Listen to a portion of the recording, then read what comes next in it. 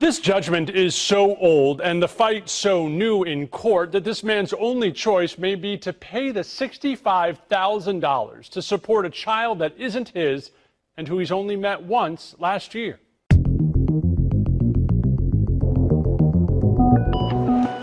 Gabriel Cornejo came to Harris County Family Court hoping he wouldn't have to leave common sense at the door. I've never thought that in my life I would have to defend myself for something that I'm innocent of. Cornejo is a father. He's raising his 3 kids and 2 of his brother's children. But last year tells us a deputy showed up at his door with court papers claiming the state of Texas thinks he has another child. She turned out to be 15, 16 years old at the time, I think. Cornejo claims he never knew and pretty much immediately set out to meet his then 16-year-old daughter for what he says was the first time. She's a wonderful girl, very smart, just a lot going on for herself. He, his wife, and the ex-girlfriend he broke up with 16 years ago all agreed he should get a DNA test, and he did. Well, the results came in and I'm not the father.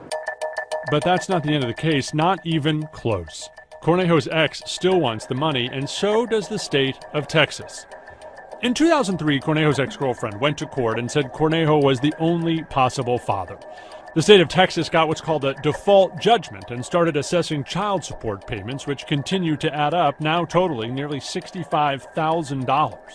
Cornejo says he was never told. Court records suggest, but don't prove, he got a subpoena way back when, and he denies it. Lawyers for the mother of the child suggest support was taken from Cornejo's paycheck long ago and Cornejo never fought it.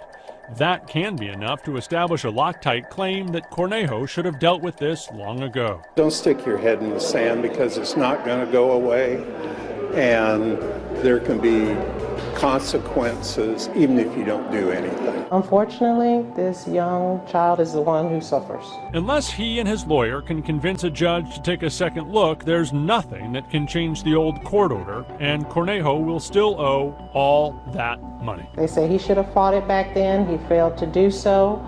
He didn't do so within 4 years. But how can you fight something you don't know anything about? The case will be back in court later this summer. In the meantime, Cornejo is pushing for a change in state law that could prevent situations like the one he's in. Ted Oberg, 13 Eyewitness News.